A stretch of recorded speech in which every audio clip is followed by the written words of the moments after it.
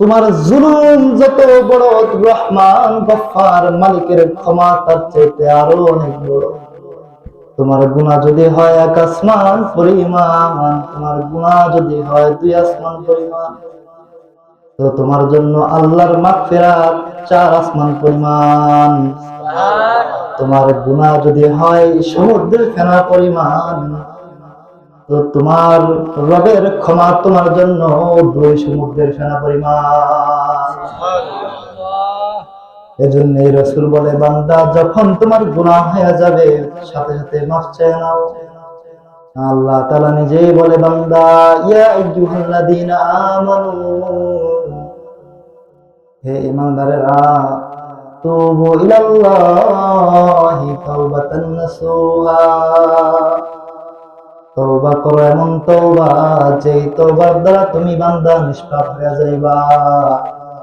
শুধুই মাত্র যদি একবার দিল থেকে তওবা করতে পারো আর বলতে পারো, আল্লাহ জীবনে কত গুনাহ করেছি, তুমি যদি ফিরাইয়া দাও, যাওয়ার আর কোনো জায়গা আমার নাই, তোমারই তো বান্দা। আল্লাহ তাআলা সাথে সাথে বান্দার সব গুনাহ মাফের ঘোষণা দিয়ে দেয়। ফেরেশতাদেরকে বলতে থাকে, বান্দা তোমরাই তো, ও ফেরেশতা তোমরা তো বলেছিলা দুনিয়াতে মানুষ পাঠাইয়েন না, মানুষ পাঠাইলে তো দুনিয়াতে ফিতনা ফাসাদ আর মারামারি বিশৃঙ্খলা করবে। এই যে দেখো না ফেরেশতা, আমার বান্দাগুলা ভিক্ষুকের মতো বৈশা আমি আল্লাহর কাছে ক্ষমা চাই, আমি আল্লাহর কাছে মাফ চাই।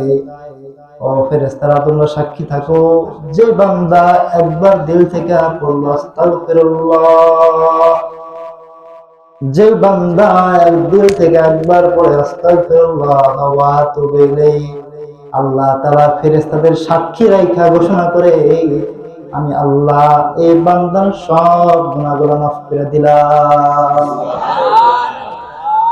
যদি কোনো বান্দা 100 বছর গুনাহ করে, যদি কোনো বান্দা এমন অবস্থা হয়ে যায় 80 বছর শিরক করছে, 80 বছর আল্লাহর সাথে অবাধ্যতা করছে, নামাজ পড়ে নাই, যদি কোনো বান্দা এমন হয়ে যায় মৃত্যু সজ্জায় চলে গেছে, সাকরাতুল মাউত শুরু হয়ে গেছে, আজরাইল সামনে চলে আসছে, এমন সময় যদি ওই বান্দা জবানটা নারায়া যদি বলে, আল্লাহ বুঝি নাই, মাফ করে দাও আল্লাহ, মৃত্যুর আগ মুহূর্তে যদি কোনো বান্দা এতটুকু জবান দিয়ে উচ্চারণ করে ফেলে, আল্লাহ বুঝি নাই, মাফ করে দাও, আল্লাহ তাআলা সাথে সাথে বান্দার 80 বছরের গুনাহ মাফ করে দিয়া নিষ্পাপ ঘোষণা করে দেয়। এটা হচ্ছে আল্লাহর উদারতা, আল্লাহর রহমত, আল্লাহর মায়া এত বেশি। কারণ 100 ভাগে 99 ভাগ মায়া আল্লাহ নিজের কাছে আছে।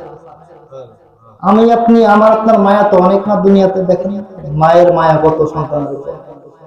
একটা কুকুর যদি কেউ অনাকাঙ্ক্ষিত ভাবে মেরে ফেলে তাহলে মায়া লাগে, দুঃখ লাগে। একটা বিড়ালকে যদি কেউ মেরে ফেলে আমাদের মায়া লাগে। সামান্য একটু মায়ের কারণে আমাদের এই মায়াটা অনুভব হয়, আমাদের উপলব্ধি হয়। কিন্তু যার কাছে 99 ভাগ মায়া আছে, তার কেমন মায়া চিন্তা করে। এই জন্যই তো সারা জীবন নাফরমানি করছেন, একটু মন থেকে বলছেন আল্লাহ মাফ করে দাও, সাথে সাথে মাফ করে দিয়েছেন।